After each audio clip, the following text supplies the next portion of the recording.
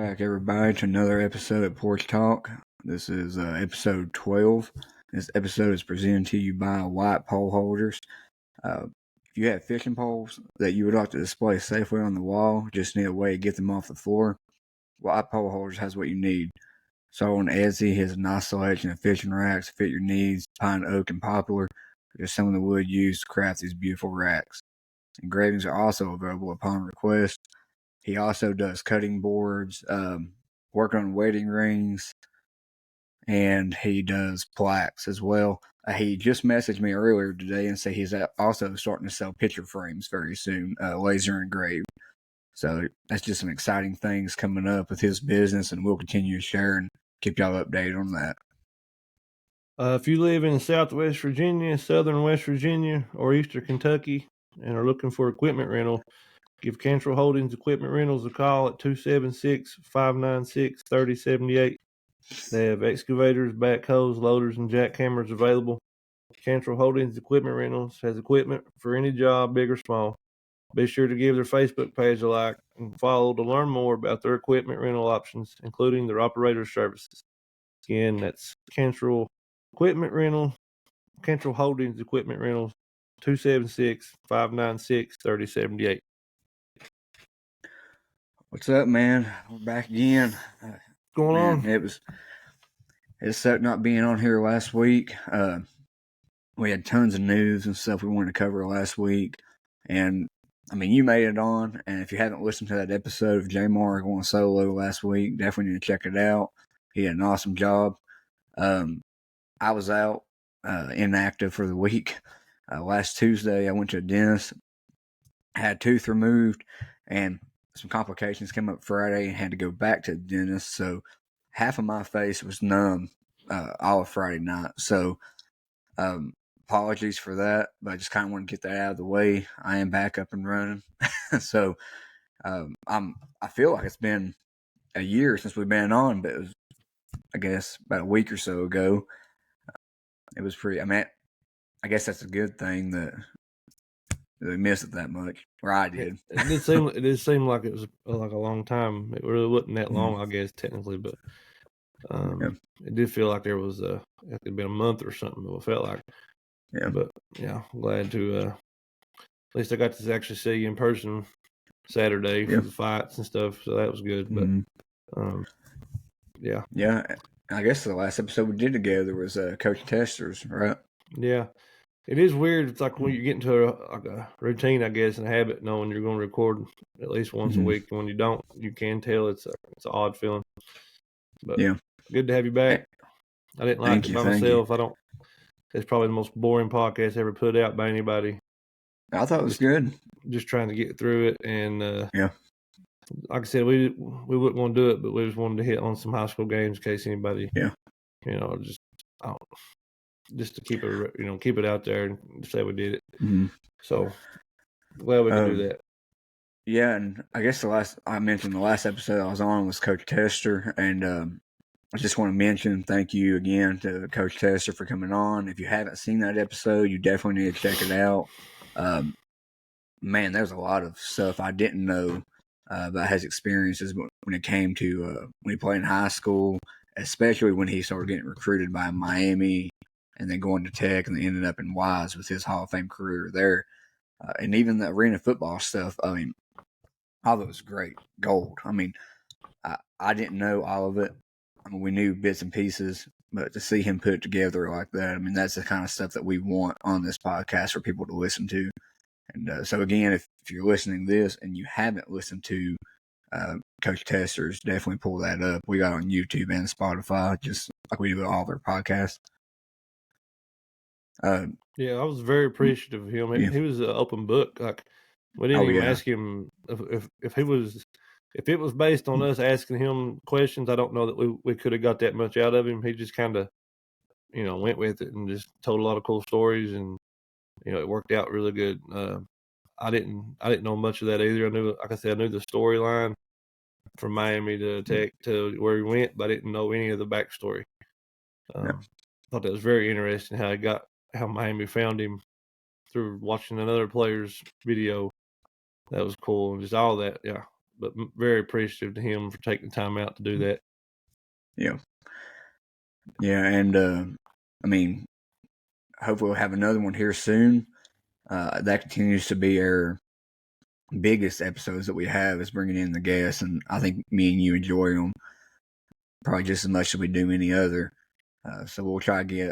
We're gonna get this weekly podcast out this week, but maybe we'll have another guest next week or the week after. We'll work on getting it out. So yeah, we're a little better set up now for the hours, so we can do things like that. It's hard for us to do too many episodes there for a minute, so we're good to go now. Yeah. Yep. So before we get into some high school football, I did want to keep y'all updated on Porch Talk's top new 5 country songs of the week. I'm going to run through these real quick and just touch on them for a minute. We want to keep doing this because we do if you've listened to us so far, we talk a lot about our concert experiences and just some, country music stuff here and there. So to keep it relative every week, we want to do this top 5 new country. And we have it on Spotify, so if you have Spotify, go look us up.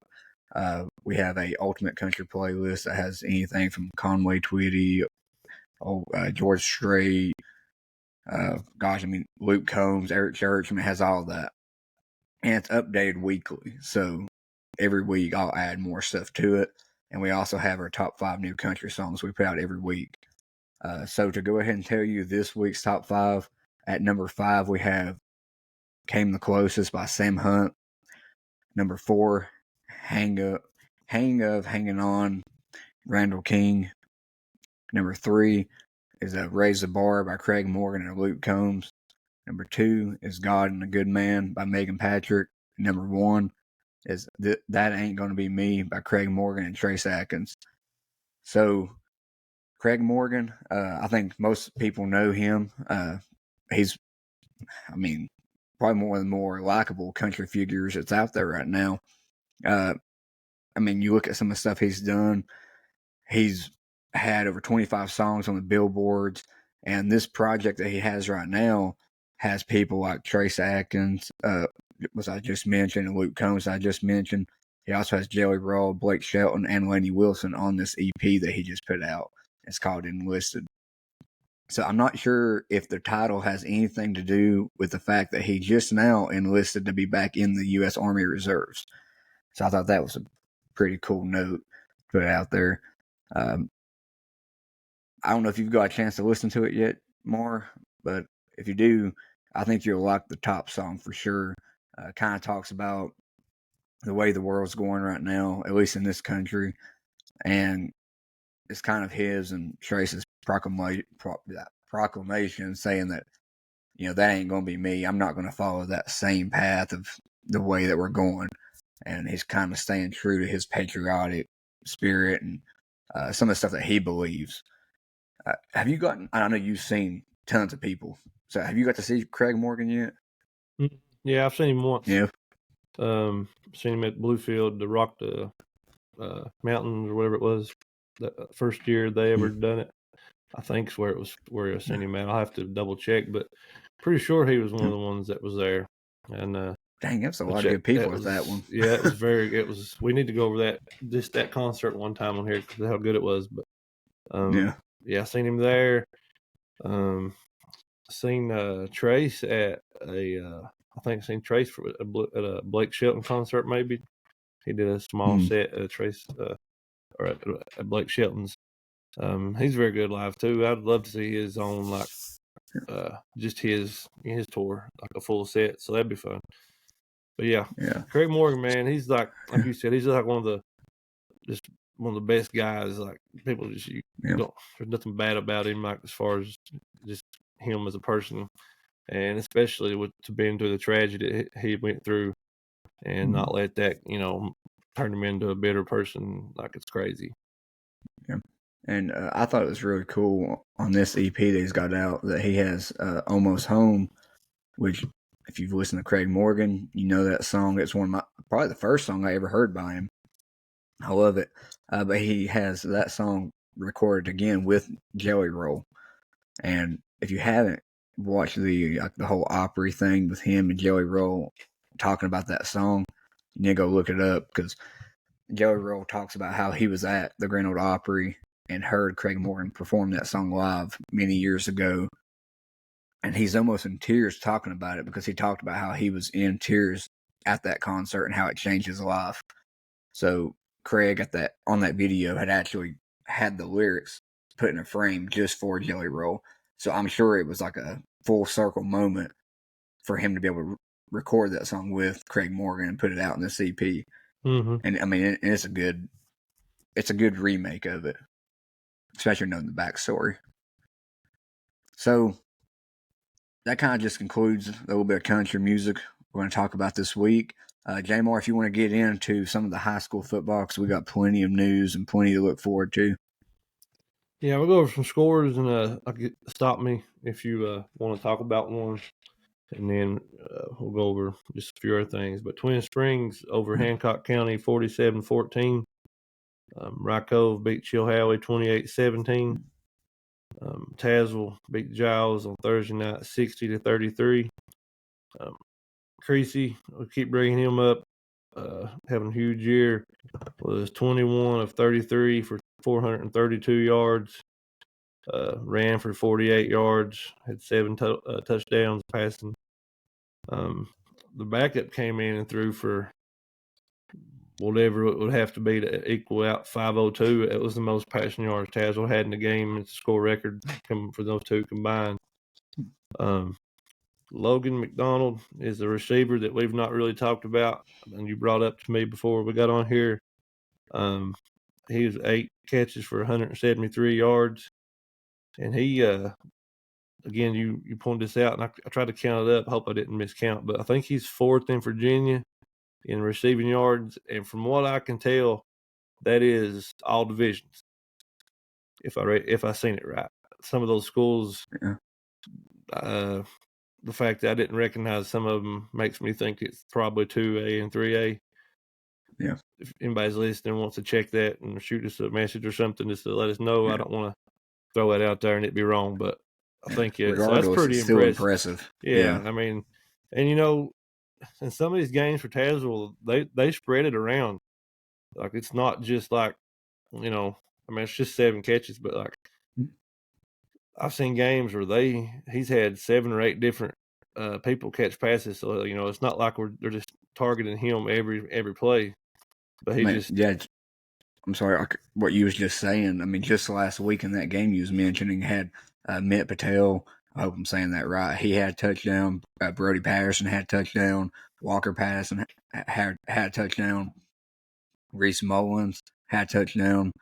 I'm not sure if it was a catch. Tyler Gillespie also had a touchdown, but those other ones were catches. So, yeah, I mean, for Logan to have 3 touchdowns and then the other ones have all that. Yeah. Yeah, it's a very spread out offense for them. Yeah. So, and we'll find out how good it is. They get tested this week, which we'll talk about later. Eastside 28, Thomas Walker 18. It's the huge win for Eastside. Just especially as far as getting into playoffs, and probably I don't think it's a guarantee they get in, but I mean they almost had to have this win. I think maybe. Yeah. But we'll go over that here in a minute too on the PowerPoints. But huge win for them, especially after their season last year. They've really turned it around. Those were all played on Thursday. Friday, Graham beat Pulaski County 52-24. Tydrez Clements is back and apparently pretty healthy at 3 touchdowns. J.I. Burton, Castlewood. Burton, I think, gets their first win of the year, 46-28 over Castlewood. Marion beats Grundy 21-16 in a close one. Abingdon 49, Ridgeview 14, and what was probably the biggest shocker of the weekend, in my opinion. Yeah. I did not expect this to be. I definitely didn't expect Abingdon to blow them out. I think I've seen somewhere Ridgeview might have had some illness, maybe some players out, maybe not at full strength, just coming back, whatever you want to call it. So I thought, it could be close, but I never would have guessed this. No, I think it's about every week it seems that Ridgeview has some guys sick. Yeah. Owen Barr, Abington's running back, I guess, or quarterback. I think it's a running back. 143 yards on 11 carries and 4 touchdowns. Abington has won. I think that made 5 out of their last 6. So, they're either starting to. I'm not sure what their schedule is that plays into it, obviously, but they're starting to, obviously play better, and they are. I think they're up to 5th right now in the Region 3 PowerPoint. So, getting hot at the right time. You saying that I'm trying to figure out if he was a quarterback or running back. I think he was a running back because he also had 2 receptions for 75 yards, and I think one of those was as one of his touchdowns was a reception. So. Okay. So shout out to him.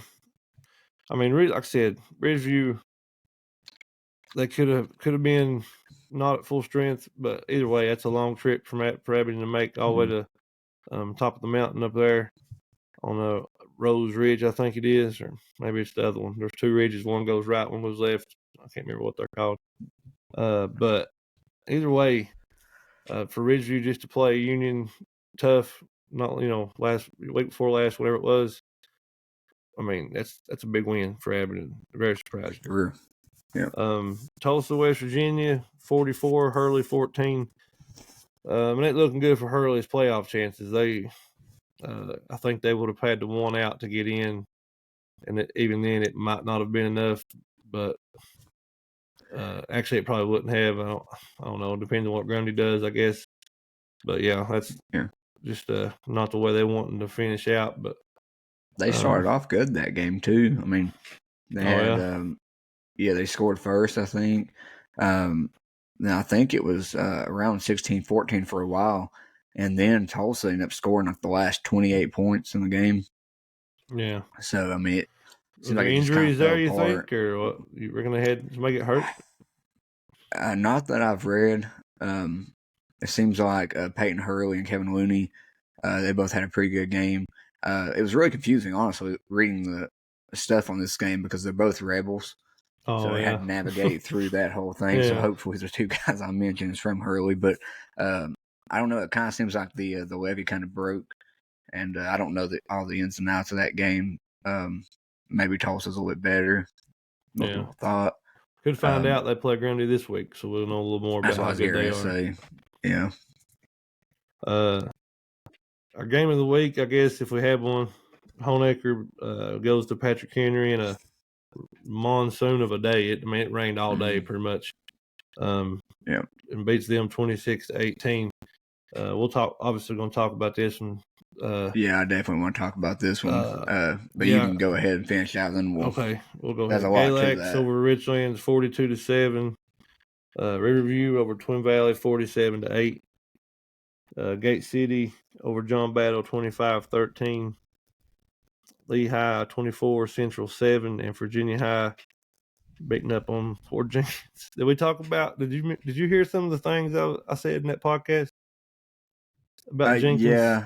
Yeah, that's just a weird matchup, man. Yeah, 61-14 what they won, but like 100 and it's under 200 kids for sure. I remember, and hadn't won since like maybe 2016 or 17, but that just still I can't get over that they scheduled that game. I don't know. It was just a weird matchup. Yeah, but that'll do it for last week.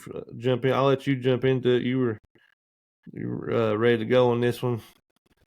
We both watched from the house. I guess right. You didn't go. Yeah. I was trying to pull up maybe some of the stats for that one just to be a little bit more specific. But I definitely have a lot I kind of want to say on it because it was a really good game, honestly. And I think it was a tale of tale of 2 halves. I mean, Aiden Lowe, 100 and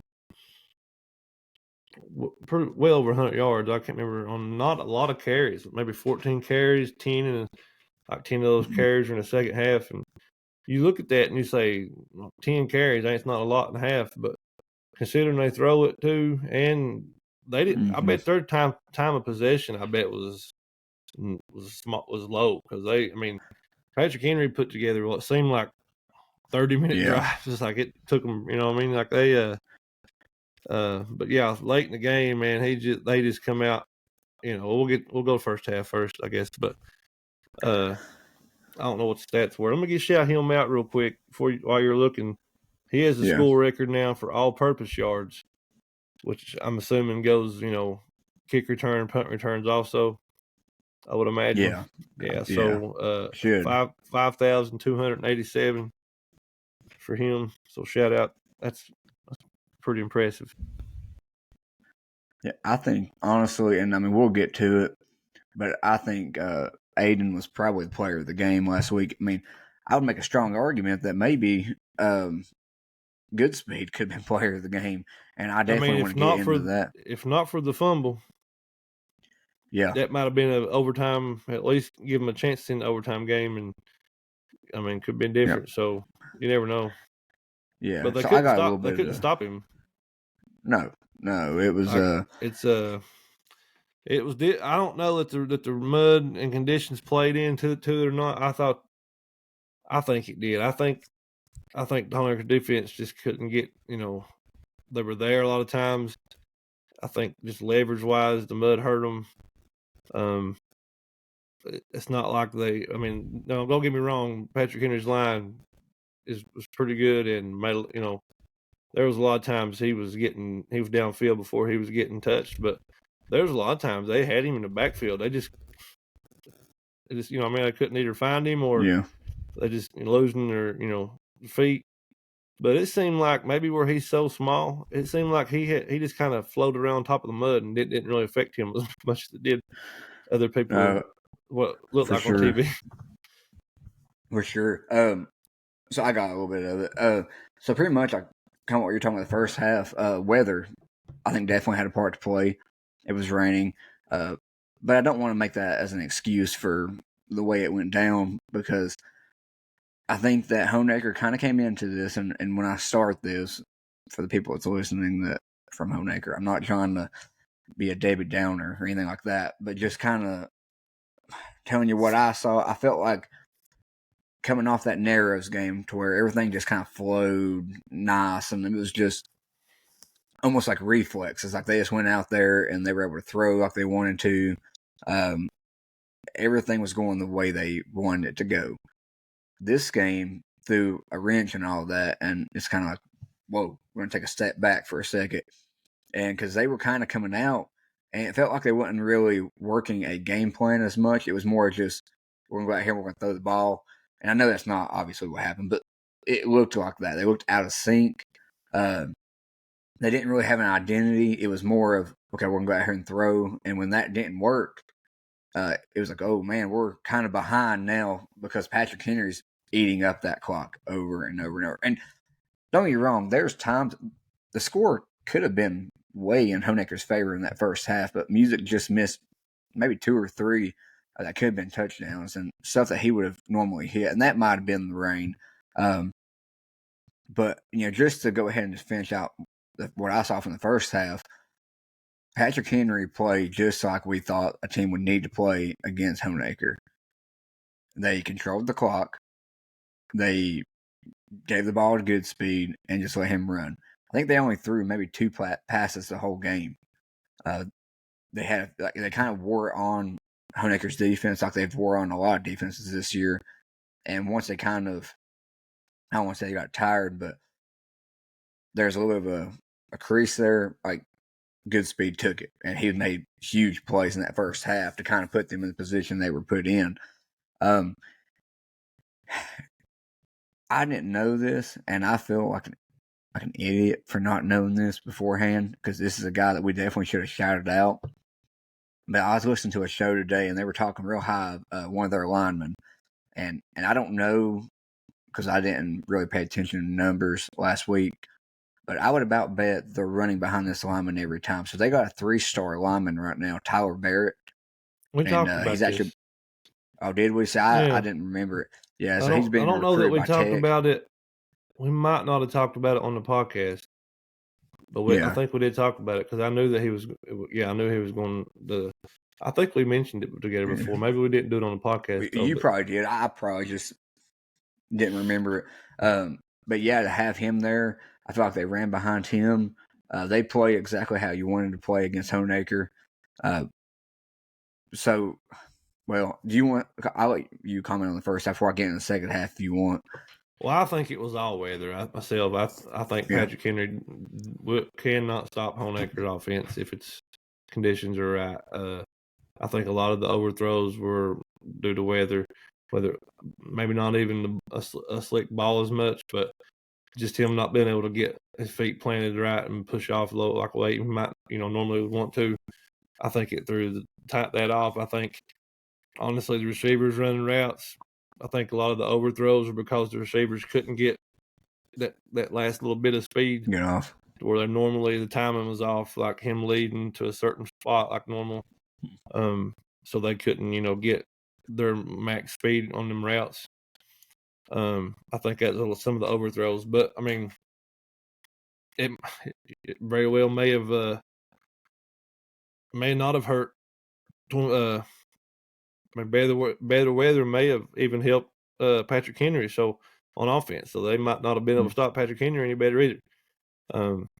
We obviously knew that was the game plan going in. I mean, obviously for Honaker, they do that to everybody, but Patrick Henry does. But especially against Honaker, I mean, that's an obvious game plan and the blueprint. But I just didn't think they could do that. So I don't know. Maybe it's just I don't want to blame the weather. All credit to Patrick Henry. So I don't. I mean, I'm not going to sit here and say that it was the mud and stuff because like I said, a lot of times it did look like they couldn't. I mean, they didn't get to him for a while, and a lot of that might have been little tweaks before the game that wasn't on film.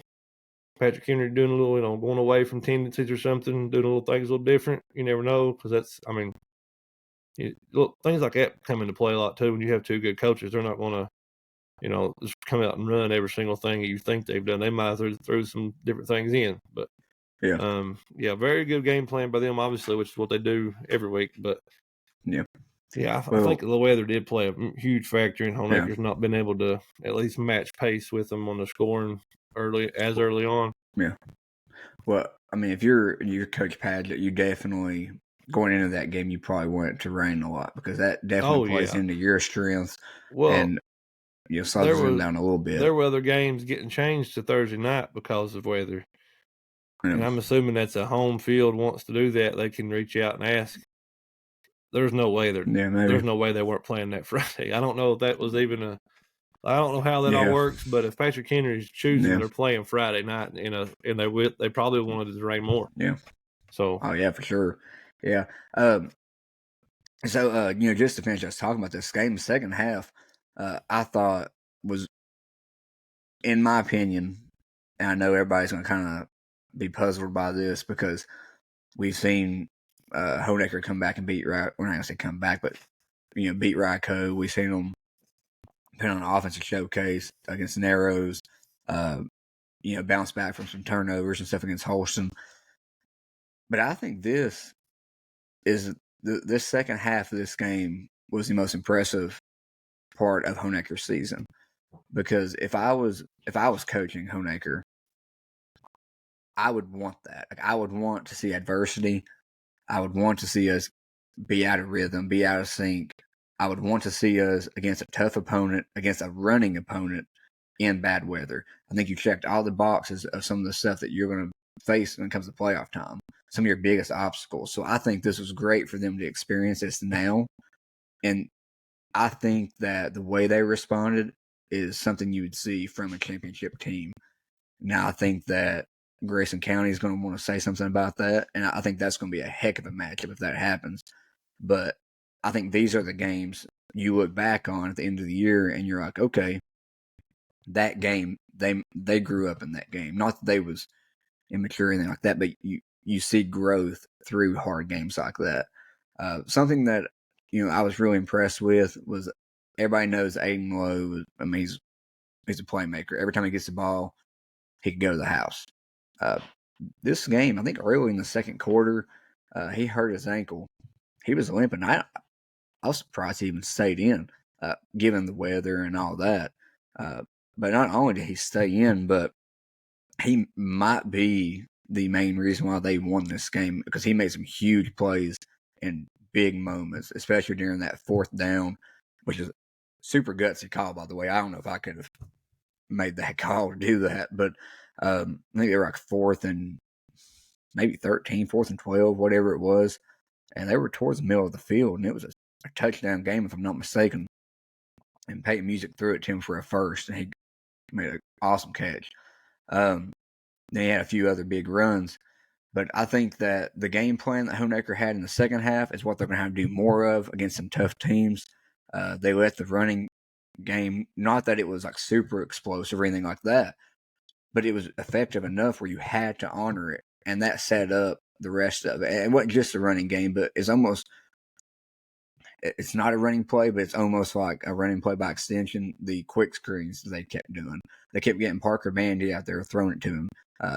Short 3 or 4 yard play here and there. Like it was just constantly over and over and over again. And then that set up a longer throw to him, whereas the fake screen, go route. So they were very methodical in the way they coached that second half. To me, that was huge. I just didn't want to. I'm not trying to hype them up like crazy. Like I'm sure, a lot of people give us a hard time about being a Honecker podcast, but it is what it is. They're the best team in this area right now. So I'm going to give them the credit they deserve. So for me, that's what I saw from them. What did you see from the second half? Well, first of all, I think people forget how tested they got against Rycote. They were. It was a much high score game, but it was just as much of a test, in my opinion. And especially being earlier on in the year, it was a different kind of test, but it was still. It's not like they haven't been tested yet. I think, obviously, the running game in the second half, they were able to, if nothing else, they were just able to actually kill some clock themselves. Yeah. It's, like maybe not, not give it back, but that's what I was trying to find something on this real quick. But huge fourth down call. I think that's what I was trying to find exactly where it's at, because I remember when I seen it, and was like, is he really gonna? I got it right here. It's actually, it was a 12-yard completion, but it was actually a 4th and 8, but they were on their own 38. So it was from their own 38. Yeah, that's a tough decision, and I wonder how much of that went into how easy Patrick Henry drove it down the field before the fumble. Because it wasn't like they were just getting 3 or 4 yards that drive. They were getting huge chunks that drive before that, before they turned it over. I think he knew he didn't want to give the ball back to him. And when you're that confident in what you have in your players, you just roll the dice, you go with it. And then and at that point too, if they do go down and score and get converted, they got time to get the ball back. So but still, we're still really gutsy. Most people there would probably punt it, I guess. I don't know. Well, it instills confidence in your players too. Yeah. But I thought, obviously the line, man, like they get overlooked a lot, Honecker's line, but that part of that in low second half is because their line, and coaching make some adjustments, because they. It's easy enough to say, hey, let's go out here and run it, but it's one thing to actually go out and go from being you. I know they're big guys and they can run block, but they're not. If you're not used to it, it's not like every down thing. It putting a lot of trust in the guys up front to go make those plays. So for sure. And while I think you're looking up something there, did want to mention, because I don't know why, but we mention him every now and then, but we don't really most of the time we're talking about Aiden Lowe making some huge plays, Parker Bandy, and they all deserve that. But Peyton Music also had a heck of a game. He had 173 yards passing and 2 touchdowns through the air, and he had a rushing score as well. So the way he played too was a lot of maturity, because he took what the defense kind of gave him, but he didn't really force anything in. He understood the weather conditions. He did miss a few, but in the second half, they honed it in and kind of worked through the progressions more, and they hit those short passes and hit the deep one. He felt like he was in. I think he felt like he was in more of a flow that second half, and with the good game plan. So that was a impressive showing for him. It was also very good to see Avery Music back. I thought he was out for the year early on, what we kind of heard, but I'm glad he's back out there. Hopefully he's. I think he went out again. Good to go. Oh, did he really? I might be wrong on that. I'd have to check it again because I think I was watching and he was on the sidelines. Same thing? I think it was. I think they said maybe it was a shoulder bothering him again. If anybody's listening to this, you can correct me if I'm wrong. Because I was kind of just going off what the commentator said, and sometimes they don't always know the ins and outs of each team. Well, basically, this whole thing, like I said, this whole Patrick Henry run the ball, or not because of weather. It's really just, I mean, it's anybody's guess what would have happened. Like, I mean, there's a really good possibility this could be a rematch in the semis. Yeah. If things go certain ways, because right now you got Twin Springs at 3 and Patrick Henry at 5. So I mean, if Patrick Henry can get to 4 and Honaker stay at 1, this could be this could be a region semifinal matchup. Yeah, so we might find out. Well, also, two things I do want to mention before we leave this game. Kind of what you just spoke on a little bit about Patrick Henry. I want to say two things. One, Coach Padgett is an excellent coach. That program over there, you can see toughness just in the way they play. I mean, even especially with good speed and some of those linemen, they don't care to get down and dirty, and I don't mean dirty by playing dirty. I'm just saying that they don't mind running the ball 100 times a game if that's what it takes. And it's just, I mean, when I watch him, I think of physicality, I think of toughness, a lot of mental toughness as well, and I think it comes from their coach a lot. So I just wanted to shout that out. But I also wanted to mention, I know we've mentioned good speed a lot, but I think that I really want to put him up here. I don't want to say a pedestal, but I want to throw this out there. He had 276 yards and 41 carries, and I think the last game they had 2 weeks ago, he had 252 yards on 40 carries. I ain't gonna lie to you. I watched this game. One of the things I was most impressed about, even though that, I was really impressed by Honaker, the way they responded, the way they came back and won. But good speed, man. They asked him to do everything. If you've not watched him play this year, I bet you the other day. I don't know the exact numbers on this, but I bet you that a quarterback or another running back probably didn't run the ball more than 3 or 4 times. They gave it to good speed almost every single play, and it didn't look like he was tired at all. I mean, this guy's busting like huge runs. I mean, that first half he had a few big ones for a touchdown. So I just want to kind of shout him out for his mental toughness, for his physical toughness, for his vision, the way he played, the moves he was able to make. Because he's not like a huge kid. And to that same note, colleges out there. I mean, I know that we probably don't have any colleges listening to this podcast, but if for some reason they heard this, you definitely want to take a look at him, because I know he may seem undersized, but that vision and stuff, the way he cuts, you can't teach that. And the mental toughness that he has, gosh, get him on a college team. He's already, I mean, you can tell he's a fit kid, but if you're worried about size, get him on there, get him through that college weightlifting program, because, man, like he's going to be something special. He is something special now, but I would want him. I'd want that on my team. So I just wanted to throw that out there, because I left watching that game that if I could pick a player at the game, I'd almost pick him, even though they lost, just because I was a running back in high school, and I can't imagine running the ball 40 times a game.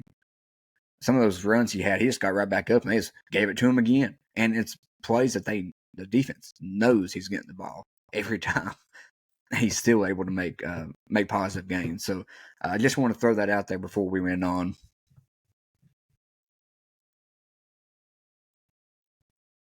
Yeah, I mean, the kid, it's very surprising when you see how small he looks when you hear about all these stats and how good you think when you see him, you think he'd be like this big, huge, or at least maybe not tall, huge, but like just this big jack, running back. But he's obviously stronger than what he looks, obviously, because it's not easy to bring down. It's not like just a speed guy. He's very tough and runs hard.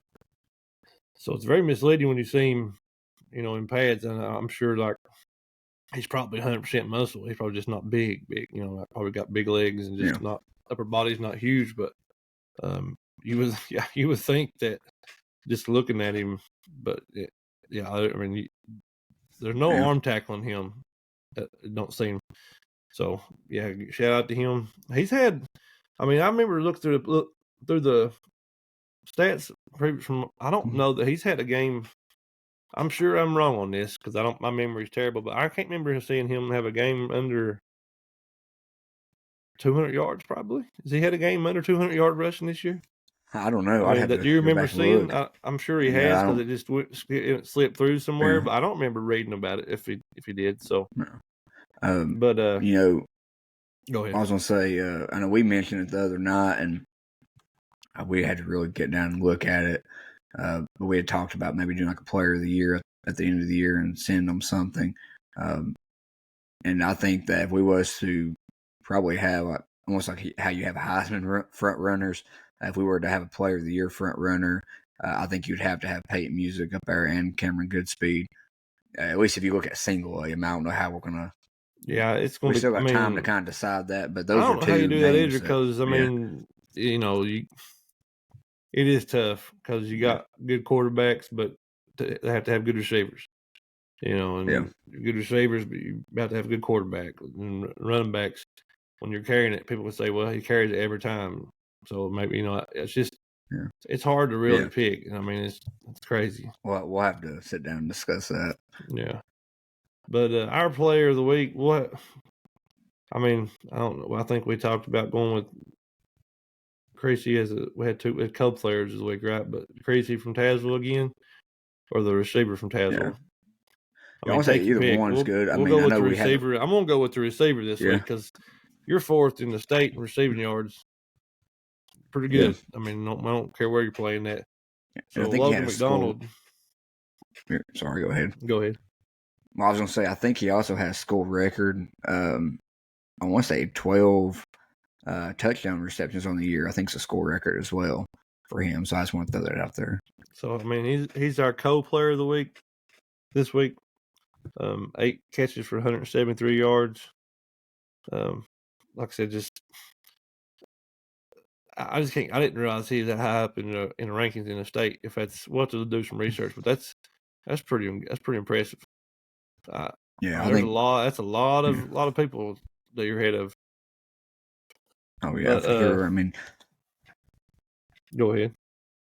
Honestly, it's that offense is kind of like Honaker's offense, but in Double A, the way that Creasy's playing, the way that McDonald's out there playing too.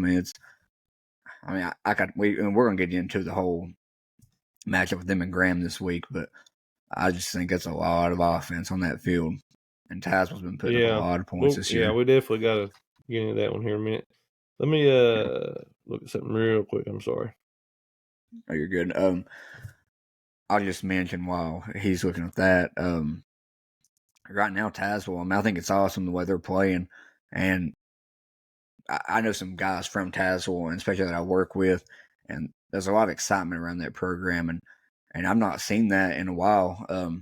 I think back in, I can't remember, maybe like those mid-2000s when Richlands had those really good teams, Tazewell also had some talent there, and I think that's the last time I've really seen this much excitement around that program.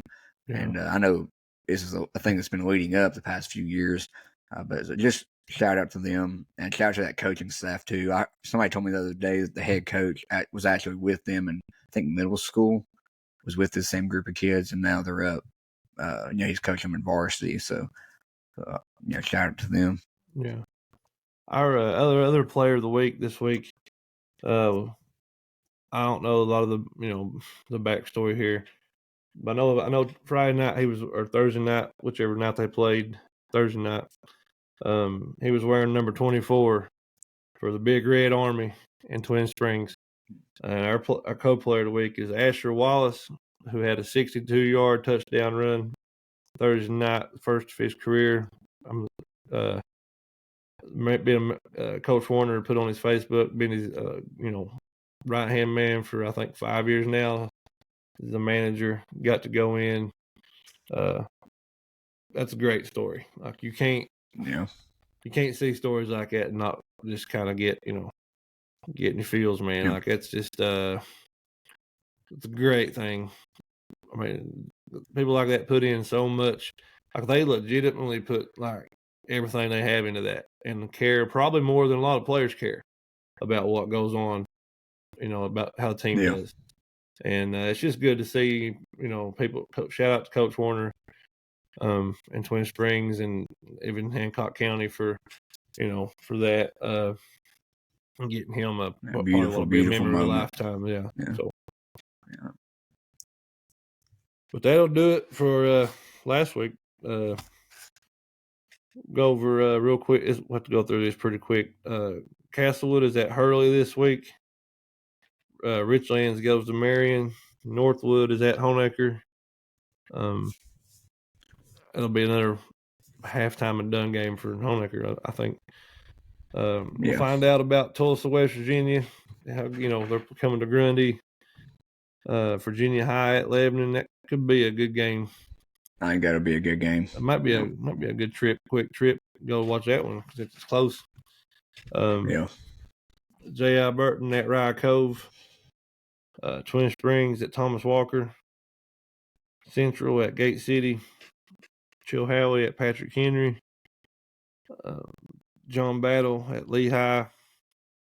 Royal Retreat at Holston. Union at Abingdon. Tazewell at Graham. And Twin Valley game got moved to Monday night. They play East Montgomery on Monday.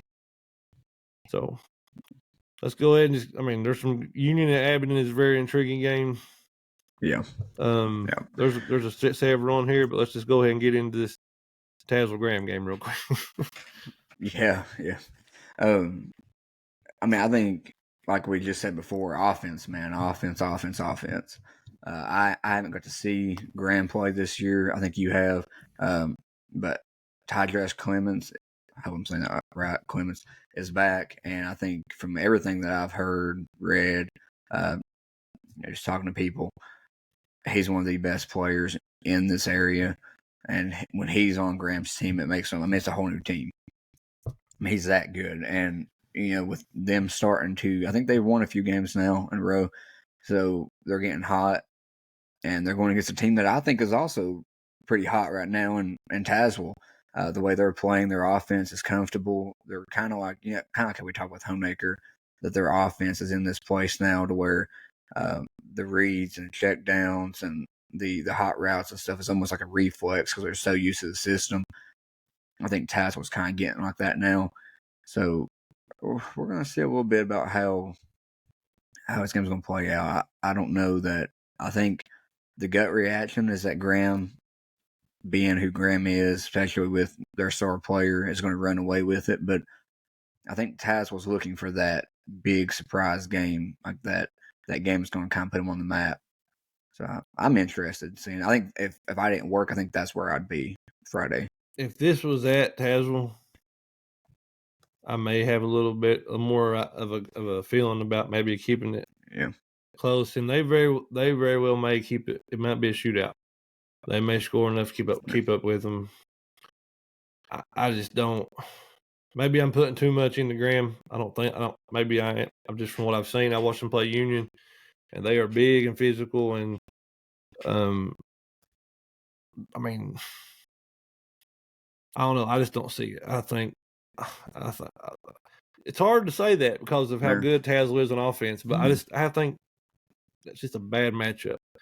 Of how good Graham's D line is and the pressure they're probably going to get on Creasy, and in the matchups out when they spread out, I feel like Graham can match up pretty well with them, and limit their receivers. But you never know. we'll see. I guess I feel like Graham's probably going to not struggle very much with this one, but we'll see. You're talking about the line. I don't know. I can't confirm this, so if anybody wants to, give us a message if I'm wrong. But I know some people, like I said, at work that are from Tazewell, and usually when they talk to me about Tazewell, you think the first thing they talk about is Creasy, McDonald, or some of those skill position guys. They actually talked to me about their line. They said their line is the biggest they've had in a really long time. They're averaging like 250, 265 across the board. So, I mean, again, they've got some good size. I watched them play a little bit, a couple times this year. I don't think it matters. I mean, it might not. It might not. Yeah, I mean, I think it's different. I just want to mention that. Yeah, I think Graham's D-line. I think it's just different. Yeah, like I said, and I could be completely wrong on this. I mean, I don't want to say I hope I am, because I don't have a dog in this fight at all. Like, either way is fine. I'd just be real surprised if it was within 3 touchdowns. Yeah. Well, if there were some odds, I think I'd have it within 4. I think Taz will keep it within 2 at least. Taz will have to score a lot of points. They're not.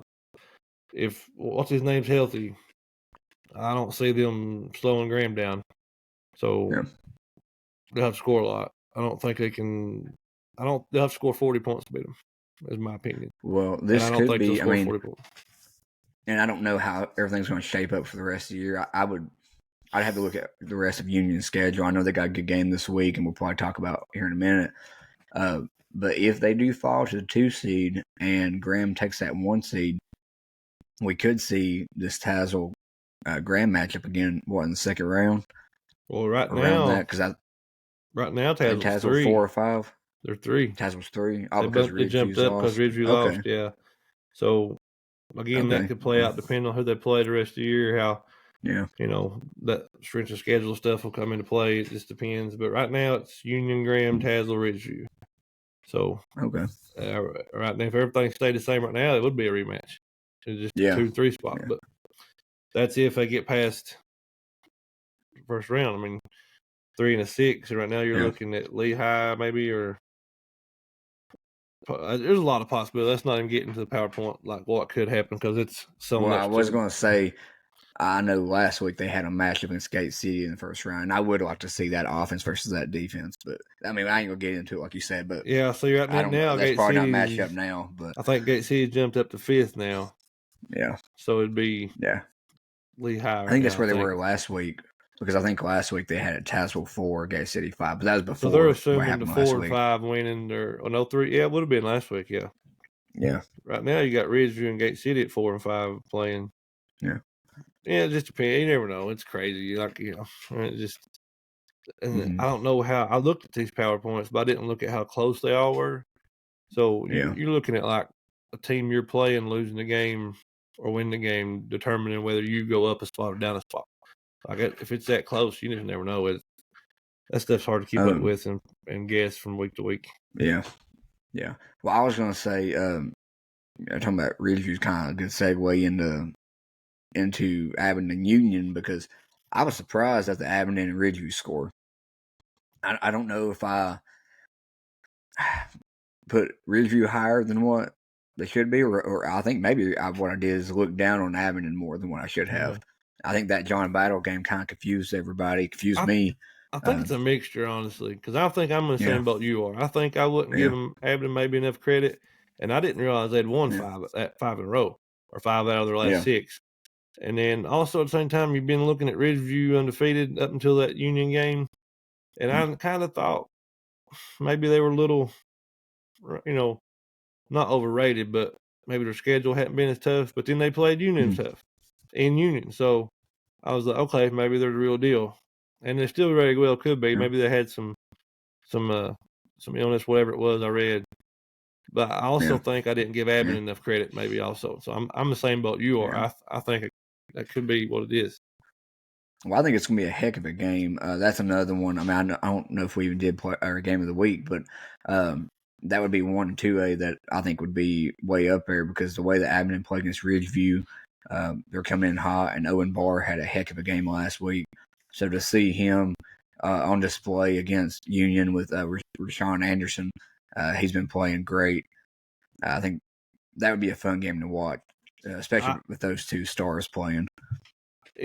As long as Union is the same team and they don't have any injuries that I watched play earlier in the year, I still think Union wins by at least 2 touchdowns, and it probably. I feel like Abington. Honestly, I feel like they'd be lucky to keep it that close.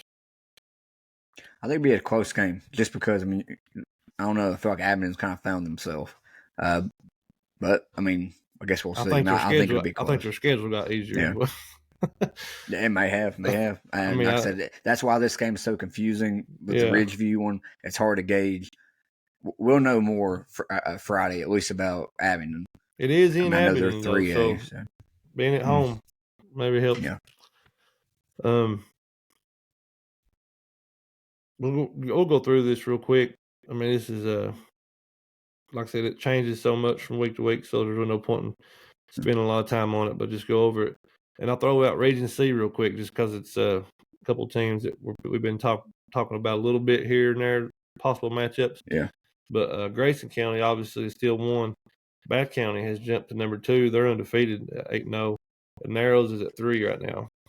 Then in Region 1D, you have obviously Honaker, Rye Cove, Twin Springs still 1, 2, and 3. Rural Retreat is at 4. Patrick Henry is at 5.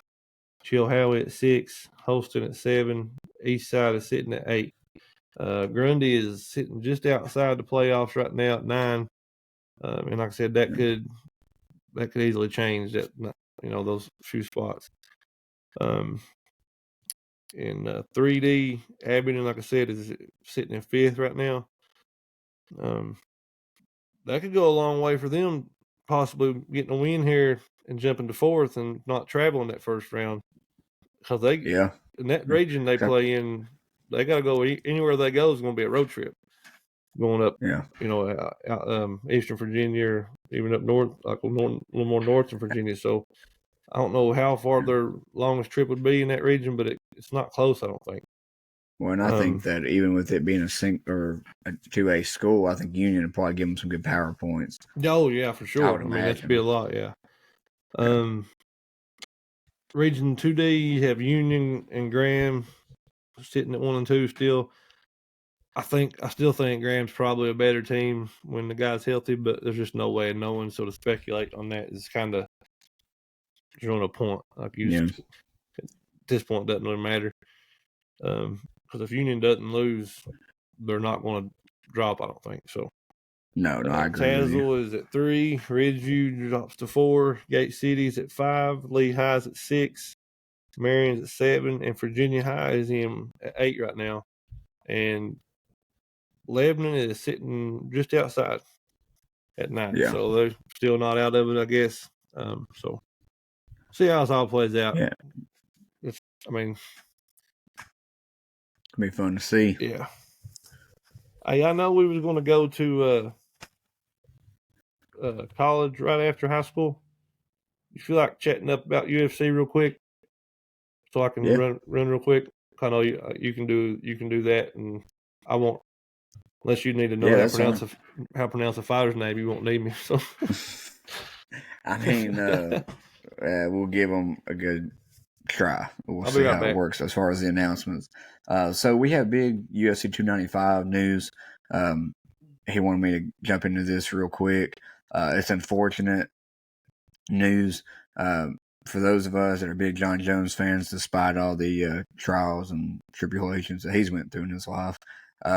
We're still, as far as me and Jamar go, we still love watching him fight. Right now, he is out of the 295 card.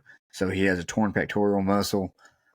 Right now, they're going to promote Jerry Prochazka and Alex Pieda as your main event. We don't want to go too in depth on that matchup, but I'll just say that it's going to be a super good fight. That matchup, actually, I think, even when John was on there, I think that would have probably been the fight of the night. So we'll get into that later on when that week comes. But we also have a great co-main event. We don't have Stipe ended up pulling out of a fight against Sergio. See if I can say his name right. Sergio Pavlovich, maybe. Anyway, he's the number 2 heavyweight that's out there right now, Russian, and he is a dominant fighter. He's somebody that has true knockout power. A lot of people think that he might be the best heavyweight right now. Stipe didn't take that fight. I can't blame him. It's not a fight that, he wants that John Jones fight. That's a legacy fight for both of them. So he turned it down, but that made way for Tom Aspinall to step in to fight Sergio. So Tom Aspinall, I don't think he's been to a third round. I think maybe in his UFC career. He's coming off of several knockouts. He wants to be the first British-born UFC champ. So, in my opinion, yes, I'd rather have seen John Jones. Everybody would have. That's a fight, light heavyweight GOAT versus probably the heavyweight GOAT in Stipe. But take that away, we still get a great main event for this card. Sergio and Tom, both these guys are probably, in my opinion, the future of the heavyweight division. I could see either one of them being a champ and being a champ for a minute. I think even with one of these guys taking the belt, they're probably still going to have John and Stipe fight, which will be a while because John is out for 8 months. So we're going to see how that's going to play out because this Aspinall and Sergio fight is a interim heavyweight title fight. So I don't know if they're just going to have this off to the side going on and then have John Jones and Stipe come back and be just a non-title fight for 5 rounds, or if it's going to be a contender fight. I don't know how that's going to work out. Either way, bunch of great fights. I think UFC, me and my buddies talk about it a lot. They get a lot of unfortunate news like this, and especially leading up to a big fight. A lot of that has to do with the training, the camps they go through. That's why this sport, to me, is one of the most exciting, fascinating sports because of the authenticity of it. These guys, they live and breathe fighting, and the camps and stuff they go through, I think that, I'm not trying to downgrade football or basketball or anything like that. I love watching them too. But, these guys, like Oliveira here a few weeks ago, he got a huge gash over his eyebrow just training for his fight against Islam. That didn't happen. So it's going to happen. It's the nature of the beast. It's a fight game. But I think UFC does a great job. Dana White does a great job at filling in great replacement fights, especially when he has a little bit of time, like he did with this one. It's not too far out, but gives him enough time. I know that Sergio was already preparing, and I'm sure Tom was hoping that he could fill in as well. So, again, big UFC 295 news.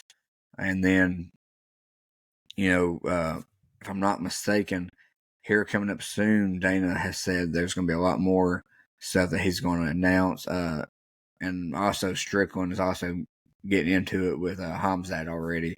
Strickland's getting into it with somebody? I can't believe it. Oh, I know. Yeah, it's crazy. Crazy news. So that's just a few things. And we also want to mention Tyson Fury and Francis Ngannou, I think, fights this Saturday. So I got a question for you. You going to pay for that? Because I'm not. Yeah, did you see how much it was? Weeks ago. Oh, did we? Okay. It's like $80, $90. Yeah, it's crazy. I really wanted to watch it, but I'm not paying that much for it. Yeah.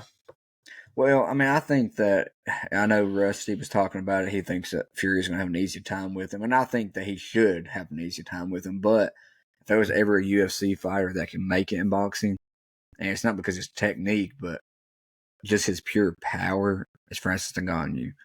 Well, yeah, but I've never seen power like that. What's his name? I can't remember his name. Deontay Wilder was considered just as powerful as far as knockout goes, and he actually landed and knocked him down. And Fury's is so hard. People are punching. The thing is about Francis is I don't know how tall Wilder was. I don't know if Francis is taller than him or not, but I don't know. That might be a difference. Instead of punching up, he may, Fury's just such a good technical boxer, along with being 6'9" or whatever he is. That I mean, he's just so hard to hit. Yeah, I wonder how. I'm hoping he takes it really serious. I'm assuming he will. Yeah. If he does, I don't see will. how, unless you're right, unless Francis just absolutely catches him perfect, how that can happen. But there's no bigger gloves, obviously, and stuff. But yeah, I think Fury just out. If he has to, he'll just outbox him. But you never know, man. Things happen. I would say the odds on that might be worth taking a chance on Francis. Yeah, I'd say who knows? Wouldn't hurt. Put a few on it. So we'll get into our college games. Run through these. We had a lot of great games this past weekend. We ended up, I think, matching on every pick last week from when I was listening to your episode. So we won some and we lost some together. But right now the record stands at 40. Kind of went the safe route last week instead of. Yeah, I mean, I wanted to go against you, and I was like, just none of them would convince me enough to do it, to be that risky. So, but how much am I down now? 3 games or 4 games? No, so it's just 2. 2 games. I'm 40. I'm 40-20, and you're 38-22. Okay. But this week we'll probably separate a little bit because there's a lot of there's interesting a couple games possibilities on here that I can see a couple. Yeah. So we'll get started. Our first matchup is a 6th ranked Oklahoma. Be going against Kansas. It'll be Saturday at 12 o'clock on Fox. Right now, Oklahoma held off USC opponent, UCF opponent. I'm sorry, last week in a close one. They got their quarterback back. I can't remember his name, but they're not bad. But Kansas has dropped 2 of the last 3 after starting 4-0. But at the same time, they have the 18th ranked scoring offense and 12th best rushing attack. Big key note for this game, though, is that their quarterback, Jalen Daniels, is still out with a back injury. So Jason Bean will be coming in, which I think he's one of the better backup quarterbacks in the country. He got a lot of playing time last year. With that being said, Dylan Gabriel and Oklahoma is, I think, still one of the top teams in the country. I was really high on them, and I do think that I said they were one of the best kept secrets before they beat Texas, and I do think they are a top 10 team. I'm not convinced yet they're top 4. I'm just not there yet. But Dylan Gabriel has played great. He's got a good matchup this week against Kansas. I think that it'll be close. I think it's going to be a fun game, kind of like the UCF game last week. But I have Oklahoma winning it, maybe kind of like last week, I guess. Probably like a 38-30 game. They got Oklahoma at 10-point favorites right now on FanDuel. Over under 65.5, so they're expecting some points to be scored. So what'd you say, 38-30? So you're all over it probably. Yeah. I was going to take Kansas, but not with their quarterback out still. So I'll take Oklahoma. Yeah. So it should be a fun game. A lot of Big 12 games right now are starting to, especially with Texas and Oklahoma, starting to get really fascinating on who's going to come out there at the end. So speaking of Texas, their next one is yeah. I mean, I think so. I think the Big 12 is kind of doing like ACC. Yeah, should be top 2 teams. I know that Kansas State's starting to come on too. They may have. I actually don't think they had a Big 12 championship. Did they? They might not have had championship. Yeah, maybe that's what it was. I don't think they did. They didn't have a championship. I don't think they did until the playoffs came around.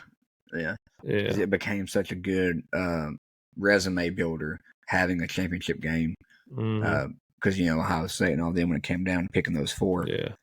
So just to keep on the whole Big 12 spiel here, BYU be going against 7th ranked Texas Saturday 3:30 on ABC. This game is should be a Texas win. Should be. They're 6-1 right now, but they will not have Quinn Ewers. He is out, so they're either going to have Malik Murphy, who, according to Rusty, told me this week, he was very impressed with in the spring game. not spring game, but he thought he may be one of the better quarterbacks they had. I was rusty watching Texas spring game. I don't know. You get at that point in the year, you just watch football. I mean, when Watch football's anything on, you watch it. Yeah. But they'll have Malik Murphy back there, and I think they're also going to have Arch Manning, so we might get to see the debut. So they're going to ruin his red shirt? I don't know. Sarkisian said today that he will play. So I don't know if he was even redshirted or not. I think we just assumed that he would. I don't know. But that's what they said at one point. So I wouldn't know. Oh, they said that at some point. So maybe they changed their minds. Well, Sarkisian said today that he'd get a ton of reps, quote unquote, this week. You're going to pay him that much, you might as well play him. Oh yeah. Well, again, I mean, if Murphy's as good as what our insider Rusty has on Texas football, they might want to roll with him. I don't know. But, they bounced back. They beat Houston, Texas did. Their running attack is still very good. Jonathan Brooks, I think that might be their bread and butter this year. I know how good Ewers is, but that running attack, I mean, Brooks, he might, I don't know. He's probably one of the better backs in the country. But they still climbed up in the poll a little bit after struggling and winning. BYU, they beat Texas Tech last week, which I think is a good win for them. Texas Tech's a team they're up and down this year, but they can be dangerous. I don't think they played in Lubbock. I'd have to. No, they were home, so going to Lubbock's a little different. BYU playing at home is probably a good advantage, but still, yeah. Keaton, I guess he says him Slavas, doing awful. Not. He had 127 yards passing and 2 touchdowns last week, and LJ Martin rushed 10 times for 93 yards. So they won, but they only produced about 277 yards. BYU is a team that they're kind of like a Kansas or a Texas Tech. You don't know what you're going to get from them. Passing wise, they're all right, but running right now it's been atrocious. They're 128th out of 130 teams running the ball. So I don't think. I mean, you might be wrong. You might go out on a limb and pick BYU, but I think it's a no-brainer. It's Texas. I just kind of want to throw this one in there because I think it's worth mentioning that we're going to get to see a Manning back on the field, and he was number 1 player in the country in high school, and so I don't know. They say he's going to play a lot. We'll see. They might do a 2-quarterback system, but I wanted to put this on there for that reason. Because I think, in my opinion, that's huge news going in this week. So I have Texas, and I think I have them, I don't know, maybe by 20. So they're favored 17.5. Okay. FanDuel, and the over-under is 50.5. I don't, unless Texas scores a lot of points, I don't see it hitting the over. But yeah, I got Texas. I don't. If this was at BYU, I may be a little more worried for a trap game with the Ewers being out, but I think at home they're all right. The running game will take care of them when they need to, and so we'll see about Manning. I swear I think at some point this year I read that they were redshirting, but maybe I made that up and was dreaming it or something. Well, I think we all for sure thought they would. I mean, with Ewers playing, unless the Ewers situation is maybe they're afraid it's worse than what he might not be back.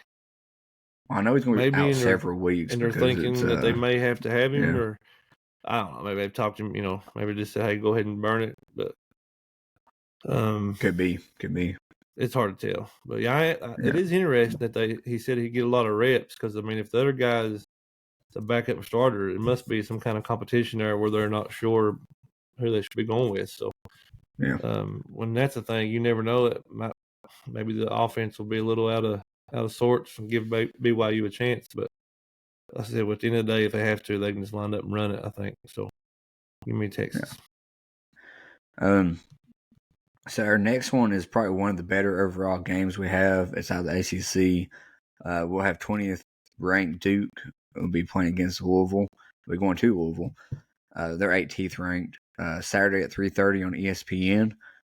Right now, I think that Riley Leonard probably isn't going to go. He did play last week against Florida State when most people thought I didn't think he would play. but I think he ended up going back out hurt again. I'm not sure if it was the same injury or not. Henry Beelan came in and played for him. But right now, Duke, they're battle tested. They will be playing against their 4th nationally ranked team this year. So, they're ready for the matchup. I think it's going to be hard going into Louisville to play. But just a few key notes on this game. Even with Leonard out, if he is, which I think he will be, according to him getting hurt again last week, they have completed a total of 12 passes in their last 2 games combined. So, the Florida State game, they ended up losing. It kind of got away from them at the end, but they were close with Florida State for a while. Their defense is one of the better defenses in the ACC and in the country. So they can play even with Leonard out because their rushing attack is that good. Another key note is we also have the running back for Louisville. He has a hamstring issue. Jarhar Jordan. He has 661 rushing yards, and he has 661 rushing yards more than all other players combined on the Louisville roster. So he's very important to that team. So I don't know if he's going to play or not. They've been kind of watching him. So, I think it's going to be interesting to see. Both of the programs, I think, are going in the right direction. They're also at a point, though, as well, that depending on who loses, it's the start of a losing streak. And that's kind of unfortunate because I think both of them are really good teams. They're on the rise. They're big surprises for this year. I mean, I think Duke was going to be decent coming in, but I didn't think they were going to be as good as what they were or are. Given the fact that Duke is so battle-tested, and I think that Pittsburgh game really puzzled me from Louisville. I did not expect that. And now with the running back kind of hurt too, banged up with a hamstring issue, I got Duke winning this one. But I think it's going to be a somewhat low-scoring game. Let's just say maybe 20-14 Duke. FanDuel has this one, Louisville, just a slight favorite, 4.5 point spread, 46.5 over under. So you're projecting a little lower than they are. Louisville's run back being out, that really kind of throws me off on who I was picking. Well, he might be out. They said anytime hurt. I can go against Duke, I'm going to. So this is one of those opportunities where I'm not going to just pick anybody to beat them just because I want to keep somewhat of a record going in our picks. But this is a good enough opportunity. I'll go ahead and take it, and I'll take Louisville. Okay. So, go here. In my opinion, cover. Just want to say that. My opinion, this next game I think is also one of the more intriguing games. Maybe not on paper. Well, I'll get into why I think it is, but it's number 1 ranked Georgia. We'll be playing against Florida in Jacksonville, world's largest cocktail party, which is not the official name anymore. I don't know how I didn't know that, but that is what it was dubbed for so long. Mostly a credit to the great tailgates down there in Jacksonville for that game. They're playing Saturday at 3:30 on CBS. This game, it's a rival that's been going back to 1915. A long, long time. Huge game. Florida right now is averaging 29 points per game. And Graham Mertz, he hasn't been putting up crazy numbers touchdown-wise, but he is putting up real high numbers efficiency-wise. So 76.2 completion percentage across 7 games. They also have a great pair of running backs in Montreal Johnson and Trevor Etienne. And then you got Ricky Purcell, who also made that awesome one-handed catch a few weeks ago and got killed after he caught, but he pulled it in. They're averaging or only allowing 20 points per game to their opponents. Their defense has been rocking.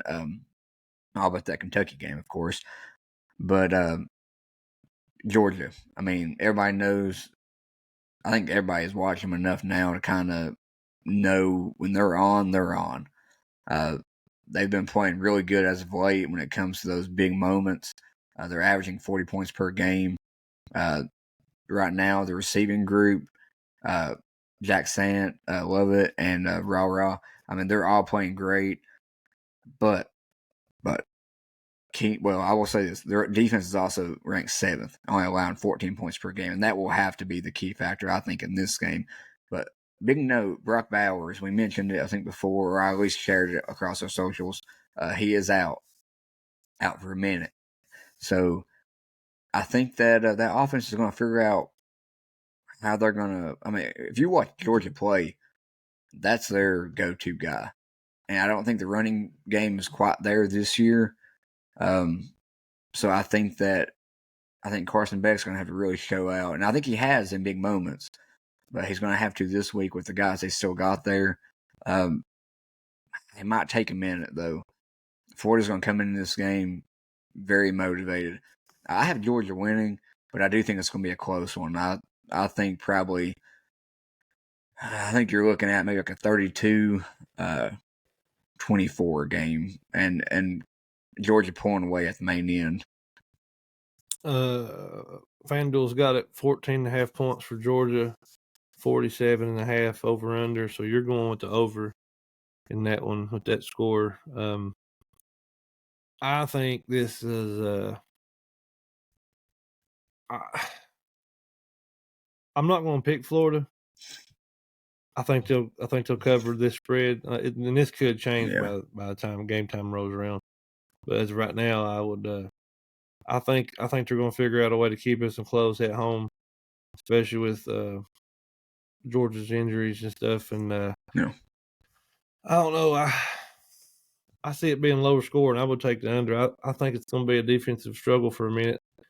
I think Georgia's running game will finally actually get going, not to the extent of like dominating the game, but I think they can make enough plays, run the ball, just to get some first, keep them ahead of the chain and stuff. I think that'll be a good step for them to realize they will, get their running game going for the march towards the SEC championship.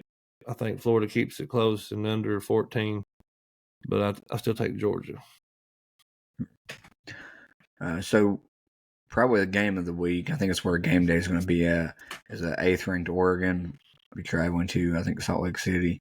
Be 13th ranked Utah. That's Saturday at 3:30 on Fox. So interesting matchup between these two. Both are coming off. Well, Oregon had that loss against Washington, but they bounced back and beat Washington State. That game was pretty close at first, but then Oregon pulled away. And then Utah had a very good win against USC, which was a nail biter up to the main end. Right now, Utah has won 18 straight at home and 29 of their last 30 at home. So that's a big factor in this game. They played very well up there. Their defense is solid, even more solid up there. We find out that Cam Rising and their star tight end, I can't remember his name, but they're going to be out for the whole year. They've shut them down. So that ends me saying every single week, is Cam Rising playing? He might play. We don't know. So we know now he ain't playing. The Utes rank 101st nationally in yards per play. So their offense is not quite up to speed with what it would probably be if Rising was there. And in Oregon's offense, they're ranked 3rd in yards per play. I mean, they're great on offense. We all talked about how them and Washington are up towards the top of the Pac-12.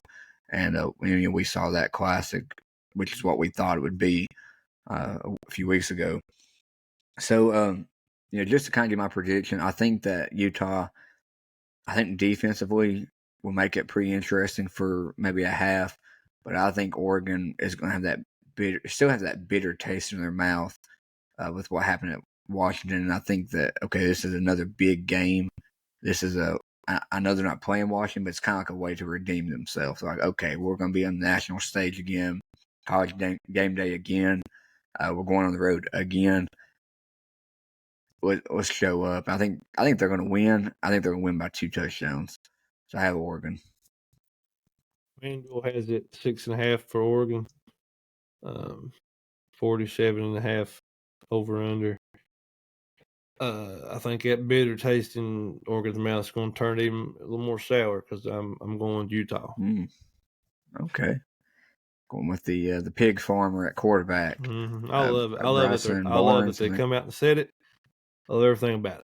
Yeah, I think. Yeah. They shouldn't win, but I mean, there's upset every week, and so I'm just happy to take this one as mine this week. Yeah, I mean it's probably game of the week. So I just think that Oregon, I think their offense is just going to put up too many points for Utah to be able to stay in this game. But at home though, like I said, they play great at home. Make it 19 in a row. Could do it. Yep. So the next one might not be like a super high ranked matchup, but I think that as far as intrigue and eyes and stuff, all of our eyes are going to be on this game. Colorado, you ain't gonna watch it. I ain't watched them since they give up 100 points a game. Ain't no point in watching them. Their defense is one of the worst right now. No, it's not one of the worst. It is the worst. It is ranked the worst. They are ranked dead last in points. Yeah. Is it yards per game allowed or points per game allowed? I think it's yards per game, and it's like they're giving up like 1,000 yards a game or something. I think it's like around 400. It's 400 or 500. It feels like 1,000, something like that. But yeah, it feels like a lot more than that. Yeah. Which, granted, their offense can put up a lot of points too, but until they can stop anything at all, they're going to struggle to get some of these higher ranked Pac-12 teams. I didn't mean to interrupt you there, but I just don't think. No. I don't think I'm going to be able to watch it. I can't do it. I agree. So the matchup we're talking about is Colorado against 23 or 23rd ranked UCLA Saturday at 7:30 on ABC. Just like he mentioned, Colorado struggled on defense. They've struggled all around. I mean, I think they're 4-3. They're getting ready to begin another 2-week stretch. There's some pretty tough games. You got UCLA this week, and then you have Oregon State. And Oregon State's ranked 11th in the country right now next week. And I think that's a pretty bad matchup for them, but we'll get to that next week when we talk about it. But, the Oregon game, we all know what happened there. They got destroyed. The USC game, I thought, okay, they bounced back. I know they lost, but they bounced back toward the second half of that. But that might be a little bit, now in hindsight, maybe a little more telling on USC's part because their defense is also not very good. They ended up winning against Arizona State, but one that I think may have bothered Prime, Deion Sanders more than the Oregon game is this absolute choke. I mean, that's the only way I can say it, against Stanford. They were up 29-0, and they blew that game and lost in double overtime. So coming off a bye week, I think that, I bet you that Prime was probably texting them, calling them, doing extra practices. I don't know. I mean, I bet he was in their ear the whole time. And I'm not saying to be yelling at them or downing them, but trying to motivate them. Because this is a huge game for them. I know UCLA is ranked 23rd, but these are the ones that you want to swing in your direction to kind of get your program going for the next year. With that being said, UCLA also had a good game the other day. That Stanford team that beat Colorado did not do so well against UCLA, and I think UCLA's defense is maybe one of the better, probably behind Utah as far as defenses in the Pac-12. Now, something worth mentioning, their quarterback, their freshman star, Dante Moore, he left early last week. He got hurt. They had Ethan Garbers come in last week, but he did good. He played 20 of 28 passes, had 2 touchdowns, 240 yards, and he had 51 yards rushing on 8 carries. So he's kind of showed that, hey, I can play too. I don't think he's quite as explosive as Moore. Man, I would like to see Colorado come back into this and play well. I would, but I don't think that they're a team right now that their offense is good. I just don't know. You run into a defense like UCLA's got, and they've been tested this year too. They've had a lot of tough games. They played against Utah. Even the game I think they played against Washington State. I can't remember if they won that one or not, but that's a good offense. and they got some stars too. They got a receiver that's playing great right now. I'm not even going to attempt to say his name, but he's a transfer from Cal, and he's playing great. So, and the running game is also playing great. So, for me, defense prevails. I think UCLA is going to keep it manageable. I don't think Colorado is going to get off to a hot start or anything like that. It might end up being like a 26-20 score UCLA. FanDuel has this 17.5 point favorite for UCLA right now. 63.5 is what they have the over under. You're a lot lower than that. I think they're too low. I think UCLA might score 63 points themselves. Colorado defense is an open floodgate right now, and they they needed to buy really bad to try to fix something. I don't know what you can do as far as this. I mean, you got the players that you have, but maybe they can try some kind of different scheme or something. But they got to figure out a way to just get some stops somewhere. I mean, that's just if not, they're not going. They're going to have a long year. I mean, they might not win their game. I don't know what their schedule is, but I mean, you got to at some point you got to stop somebody. It's just you're putting way too much pressure on your offense. I don't think they're going to beat Oregon State next week. No, so who else they got after that?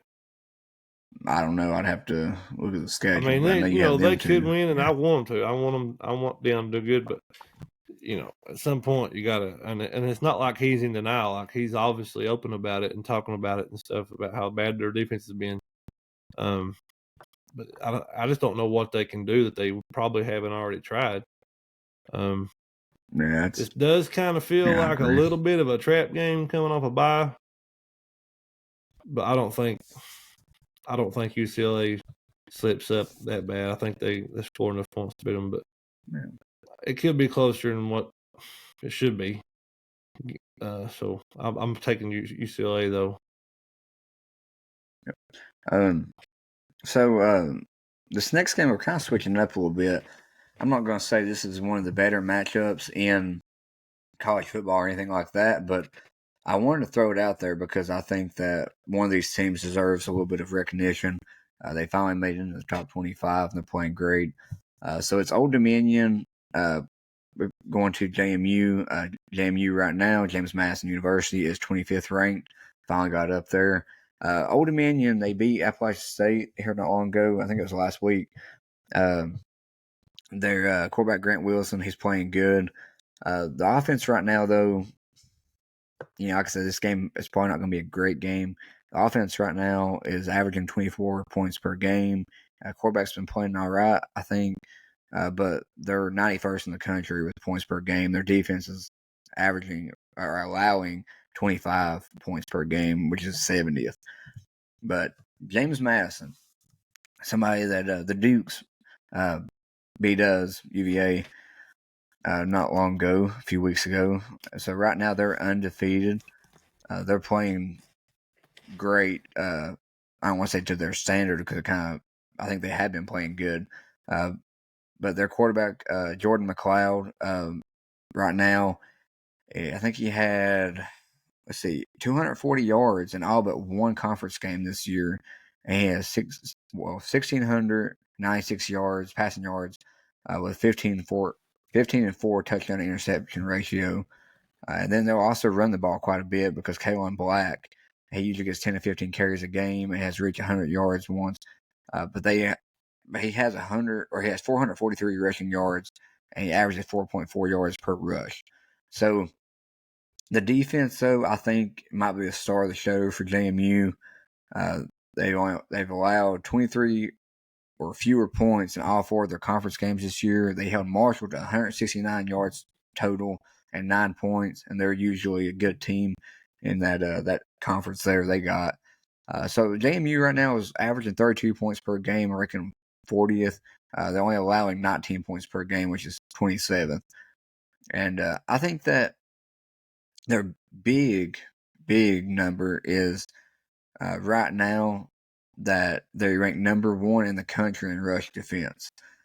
So against some of these teams like Old Dominion, that's going to shine. I mean, that's going to be something you're going to notice on that field a lot. Old Dominion's not going to. They've struggled at times anyway this year offensively, middle of the pack, or I guess I would say probably below average. But they're not going to be able to run the ball at all on JMU. They're going to have to throw it. JMU's a little bit worse when it comes to pass defense, but I don't see it being close. I would say JMU's probably got it.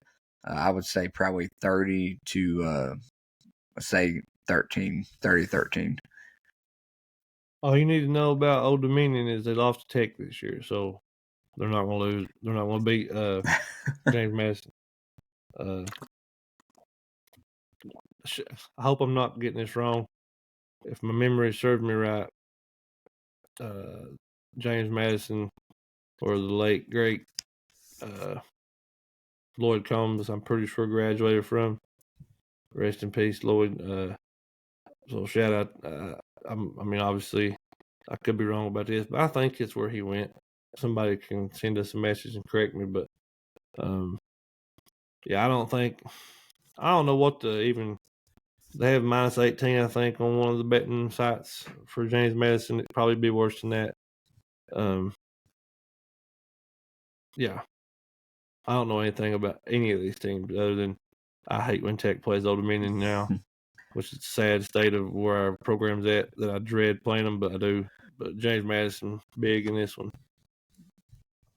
Well, kind of since you kind of mentioned Tech, I do want to say, because this might be the only time I get this whole football season to be happy.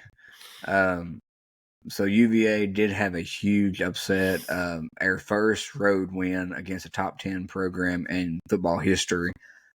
Just so happened to be all of us here watching it. One of our good friends, Logan Cantrell, that's on this pod quite a bit, as a UNC fan. So we were able to share that moment together.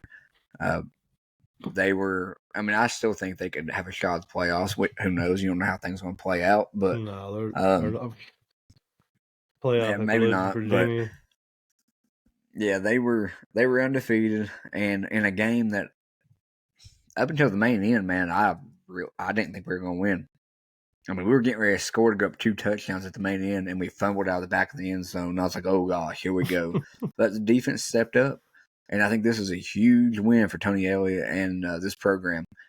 I think that we were going in the wrong direction. I mean, I think that there's a lot of off-the-field struggles and obstacles we had to get through dealing with the pain of the shooting and stuff that happened last year. And I think these guys have done a great job just getting out there in the field, working through that.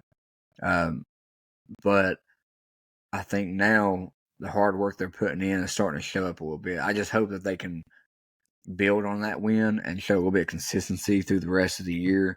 I don't even really think, I hope that a bowl game is realistic or a possibility. But we're 2-5. So I would say I would probably err on the side of it not happening. But a win like that can kind of turn things around confidence-wise. So, again, great game, great moment for the household. Really enjoyed us watching that together and watching with Logan. Shout out to him for being a good sport. I think he was pretty upset about it. But he he didn't say anything when the game was rigged or refs were off or anything like that. So I think that going forward we'll see what happens. But for this week, I'm repping the gear, so I'm happy. I got a question for you. Somebody asked me at work today. They know we have a podcast. That's what brought it up. And I didn't tell him I was going to bring this up because I hadn't really planned on it. I was going to do some research first, but I'm going to give you make you look at it and answer it like I did without having to really look up some facts and some comparisons, just off your first instincts of saying it. I'll give you just a few seconds to think about it, about each one. I'll throw one at a time. There's 2 of them. These guys, did they do enough to get in the Hall of Fame? And I know this is completely random, but I just wanted to do it just see what your take was and see if it was kind of like what I told him. Des Bryant. No. I don't. I think that. I mean, I think he was a really good receiver at that time, but I think you have a lot of, I would say, good receivers on some good teams that, you know. I mean, I don't, like you said, this is going off of assumption. I mean, this is going off of me not pulling up like statistics and stuff like that. Well, that's funny because that's the same thing I did. I said no. Yeah, I think he But had a then he lot of read really off good some of these years. random. He ran off some stats, and I was like, oh well. Yeah, I'll have to do some research. Well, I mean, I don't know. Yeah, I mean, I think he did good. But would you say Tony Romo's in the Hall of Fame? It's close from what people would think, but probably. See, I Unfortunately, think probably that, not. I don't know. Maybe. yeah. But how many? Yeah, see, I think that. I mean, I don't know, man. It's a tough one. Yeah. You wouldn't See, I think think so, that. but I mean, Honestly, I think that Big Ben, like everybody is saying, that's debatable, and I think that as far as resume goes, he probably has a lot more than what Romo has. Now, I think Romo was a good quarterback. I think he had a lot of huge numbers. I mean, I think there 1 year he averaged above 300. I think well over 300, maybe for most of the year. So he had some great years. But I think that is Big Ben questionable? People act like he is. Yeah, it's Why? debatable. I mean, that was a big debate when he retired. I don't get it. I don't know, but I mean, I don't I necessarily think the like Hall of him all Fame. that well, but like you win some championships. Obviously, that helps, and then you do enough. Mm-hmm. It ain't just about stats, like bottom line things, I guess. But there's other things like if you win Super Bowls or whatever. Like a good one this guy brought up was like Terrell Davis. Only thing you asking if he's a Hall? I mean, that's the only thing he really.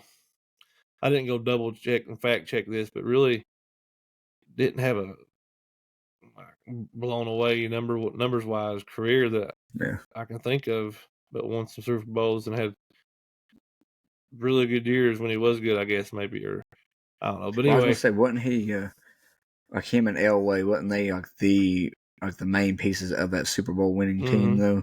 Yeah, that goes a long way, I think, to getting into Hall of Fame. Because that brings up the other one he mentioned to me was Chris Johnson. Yeah, I would say Chris Johnson more so than what I would Dez, because Dez had some impressive years, but Dez, I don't think really ever touched like the record books on some things. And the Hall of Fame's a hard thing to get into in the NFL. By the way, like it should be. Oh yeah, exactly. But Chris Johnson, at least I think he did touch that 2,000-yard season that 1 year, right? Yeah, I think isn't he led the league in rushing a couple years, and that's what I was going to say. I think he is or was the record holder for single season rushing yards. I think he got it that year, didn't he? Or he's up near the top. I don't know. It's up there, and like I said, this guy just kind of threw a few random stats out because him and his buddy were having the same debate. And apparently, Chris Johnson finished with like maybe 8,000 some yards in a career, maybe, or something. How many? Like 8,000 maybe in a career. Oh, Does that seem right? I don't know. But to I think running. We were on the same page. I admit my initial thing was Chris Johnson. Yes, Des Bryant. No, but then I didn't do any research into it. Yeah, so.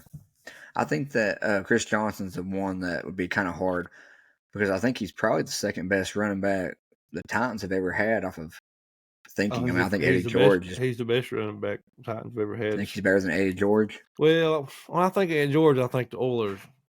Was he a Titan? No, he was Titans though, wasn't he? Yeah, he was more in Tennessee.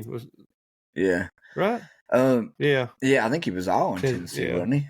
He probably was. I don't know why I'm. Yeah. I don't know why I did. Yeah, well, probably. The thing with running backs, so you kind of have to look at him through a different lens. I mean, he may have had 8,000 yards, but that's probably through just a few seasons. And running backs, their prime is just a few seasons, so I think we have to look at that. I don't know about the Chris Johnson one. That's a tough one. I think those are two very well. I don't think Dez is. I don't think he's in there, but I think Chris Johnson's a very good one. Especially because he's probably a top running back there at that point. But both of them are.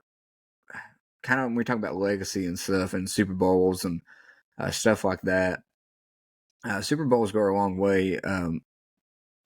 Having moments like that, big moments in big games, or history-making moments like say Calvin Johnson stuff had with the records that he had or got close to putting up.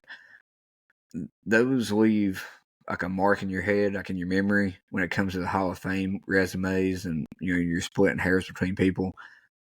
And when I think of Chris Johnson, I think of 2,000-yard season. I think of those years. When I think of Dez Bryant, I think of the missed catch in the playoff game. Yeah, that was debatable. I hate that it's like that, but that's he wasn't a bad receiver. I'm trying not to downplay it. He had some really good years. I just don't see him any different than some of the other really good receivers that I see now. Yeah, well, there's a lot of good receivers right now that's not in the Hall of Fame that I would put above him. That was my argument about it. But yeah, I just want to get your thoughts on that real quick. Well, before we hop off here, since we're on the NFL, just before we hop off here, I know you said you might want to talk about the Colts game. I don't want to, but I'll mention. Well, I'll let you talk about it real quick, and I'll just mention the Niners just to close it out. I want to talk about how terrible the referees are in that game. That's all I want to really say. Yeah, I heard it was a lot of questionable calls. Absolute garbage. At the end. Trash is trash, in the words of Rusty Yates. Absolute trash. Terrible, man. I know it happens a lot, especially if your team's playing Kansas City. It happens a lot. So I'm not saying that this is a unique thing as a Colts fan. I know it happens every week. Teams probably somewhere get to deal with this. It's just the way it happened. It was just awful at the end of a game like that in the last seconds, and had strip sack to win it. And it's bad. It's hard to take. But again, I know it happened, so I'm not blaming anybody. We had too many turnovers. We shouldn't have been in that situation. But it seems to be a problem, at least one game every week where the referees ruin a game because of terrible calls. And there's got to be something they can do to figure this out. It's just getting out of hand, I think. Yeah, I mean, I'm a big believer, and I know this is contrary to what you're saying right now. I'm not a big referee blamer, but I do think that there's very small instances like what happened with you all this week that you have to go and talk to the ref or as a committee and be like, hey, we can't have this happen again. I think in most cases, bad calls or whatever, I mean, it's part of the game. It's unfortunate that it happened at the end. Kind of like the Saints and the Rams maybe a few years ago. Stuff like that at the main end. It's a little bit more hard. Like it's something that needs fixed. Or like you don't ever want to have anybody that plays Kansas City. Well, yeah, but y'all played Cleveland this past week, so. No, but that's usually who complains. Anybody who plays Kansas City usually gets.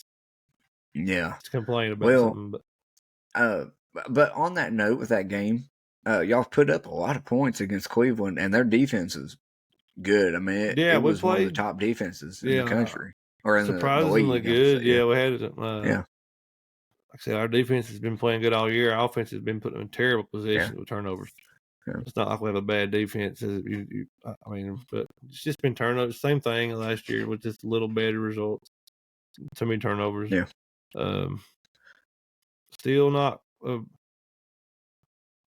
really putting it down the field taking as many shots as what I would like them to take, but you can't complain with the numbers they're putting up. So, and then now we got a two-headed monster in the backfield with Taylor and Moss. So we're happy about that. Man.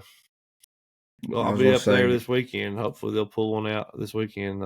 I hate who y'all play this weekend? New Orleans. Okay. Oh, well, that's going to be a good game. I hate driving that far and watching them lose. Yeah. Well, I mean, New Orleans is a team that their defense is pretty good. I think that you don't know what Carr is going to bring. I think is he playing this week? I know he struggled with some injuries, I think, but I think he is. But anyway, I hope he does play because Jameis is a backup, right? Yeah, he airs it out. The only thing that'd be worse than going and watching them lose with Carr being quarterback is watching them lose to Jameis. Yeah. But now he does air it out, and we'll pick a few off here and there if he airs it out. But I don't know. It could be a good game. But one other thing I was going to mention about Colts was I can't remember what it was now. Oh, well, I know something about the officiating. It'd be one thing if it was like the whole game or consistently bad the whole game. I'm sure this isn't right. Somebody might that wants to really call me out, but I don't remember but like one or two at most penalties in the secondary throughout that game. If they're probably more, but the fact that I don't remember them tells me that there wasn't many. And then but you can't tell me that wasn't going on all game. It happens at every NFL game. But then, just like in basketball, the last minute refs decide, hey, we're going to show up and call stuff now. We're going to be completely different from what we have been doing because at the end of the game, that's what drives me more crazy than a missed call is all of a sudden, because the only reason is because it's the end of a game, they're going to call these, throw the flags. And if you're going to do that, I don't care if it takes 5 hours to play it. If you're going to call it every time you see it. If you're not, let it go the whole time and don't call it at the end of the game. It just has to be more consistency there, and that's every NFL game I see, not just ours. Like it's got to be more consistent. Yeah, I do want to give a shout out to this guy and to you because you told me before the season that he was going to be a great receiver for you all.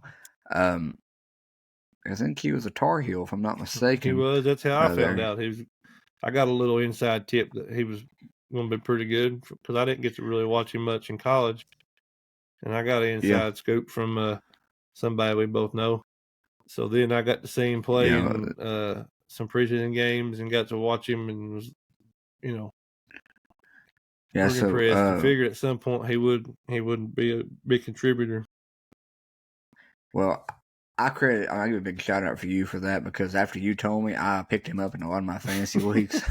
I had him on the bench last week, but it's Josh Downs from the Colts, number 1. He had 5 catches for 125 yards last week and a touchdown. So that, in my opinion, I don't know. I know Richardson's going to be out this year. I don't know how the rest of your season's going to look. I think that you all have a good enough group that y'all could get into the playoffs. I think that's completely within the realm of possibility. But I think going forward, you need help for Pittman, and I think you got it with Downs. Well, we got Alex Pierce will catch anything that hits his hands, and about as athletic as you'll find a white guy being in the NFL. But they just anytime they get in a bad situation and it's like have to just heave one, or just have to make a play, or like get the defense to jump so they have a free play, they throw it up to Pierce and he comes down and makes a play. I wish they would just try to be a little more aggressive sometimes and just maybe every now and again on second and short, just throw one up to him and see what happens. I would like to get a better receiver with Pittman, but honestly, I think Downs is it. Downs and Pierce. And I think Pierce is underrated. I think Pierce could be good if he had just get more opportunities. But I don't think we're necessarily like a desperate need for it. I think it's more about just getting the shots and taking the shots when they're available. And we're still going to be a running team, but when those shots do come open, maybe it's more play action things. So I don't know. I'd like to see him put Moss and Taylor in at the same time, a little split backfield every now and again to see what happens there. Oh yeah, but there's unlimited options. Yeah, you can do a lot of things right now, and I think we've got a good coach. Whose personality seems about as dry as the desert, but I like him. I think he's a good coach. So, but yeah, you all are y'all getting that injury bug again like you have past few years? So I said it a couple of weeks ago. I said I have a gut, I don't say feeling, but an anxiety that I'm just waiting for the bad news to come because every NFL team goes through it every year. I mean, you're never going to make it through a whole year being completely healthy. You're always going to have obstacles and things to come up.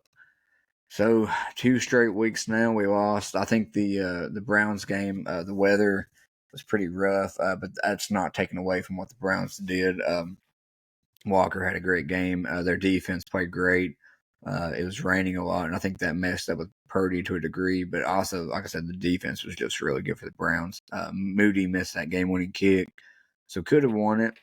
But that Minnesota game on Monday night, man, I think that we saw a lot in that second half that kind of worried me. I want to say, I don't want to look at it just like, okay, this is a team that had lost a bunch of games in Minnesota that beat us and threw all over us and just leave it at that, because I don't think it's just that simple. Defensive-wise, yes, they should be looking at themselves in the mirror. We have some stuff that we need to work on because we didn't have anybody out on defense. I mean, we had Greenlaw struggling or coming back from an injury, but he was there. Like, he played. The pass rush is still an issue, and it's funny that I'm saying that because we got the Defensive Player of the Year in Bosa, but I think that one of our weakest points is our opposite edge, which I knew before the season started that was going to be an issue because right now they're just doubling Bosa on every play. And I know we have Armstead and Hargraves up the middle, but we need somebody on the opposite side to create some pass rush. That needs to be fixed. We need to address that hopefully at the trade deadline. I hope maybe not with a star guy, but somebody else. The linebacking group, I think, is still amazing, but the secondary struggled again. And O'Connell, the coach for the Vikings, he's a heck of an offensive coach. So he just schemes stuff up that just, they lit us up. And I'm hoping that's a big wake-up call for that defense. We've had it the past few years, so they shouldn't require that. But the last few years we went through some losing streaks, and it almost made them tougher and more mentally tough, and defense, they got better. So now the offense, though, that's the question is, we didn't have Debo. He was out. He's going to be out this coming week as well. McCaffrey, he was supposed to be on the injury report, but he played every single snap the other night. I do want to mention one positive. McCaffrey broke the record for most games in a row with a touchdown. He has 16, and we'll see how far it keeps going. So that's a new record, and he's amazing. But didn't have Debo. Brock had to kind of try to figure it out. The Vikings defense, they blitzed the quarterback 20% more than any other team in the NFL. And I thought maybe Brock would be ready for that because when he played against the Giants, that's all they did. But the Vikings were a lot better at it. I think they disguised it well, and they planned up the blitzes when they need to. First half, Brock played great. Second half, he started to get a little. He's aggressive anyway. He trusts his arm. He trusts the play call. The second half, I think that he kind of forced some throws and had a few get away from him. He had a pick. I think it was maybe in the third quarter, towards the end of the third quarter. And then, we had an opportunity to go down there and win the game, and he threw a pick. But find out now, he's in concussion protocol.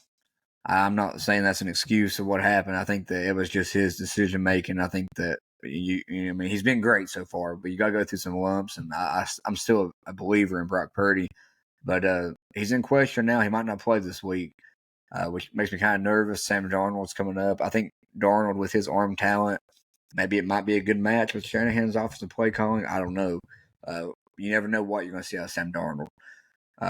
Makes me nervous because we got the Cameron and Thomas Bowl this week because Thomas Burnson's been on this podcast.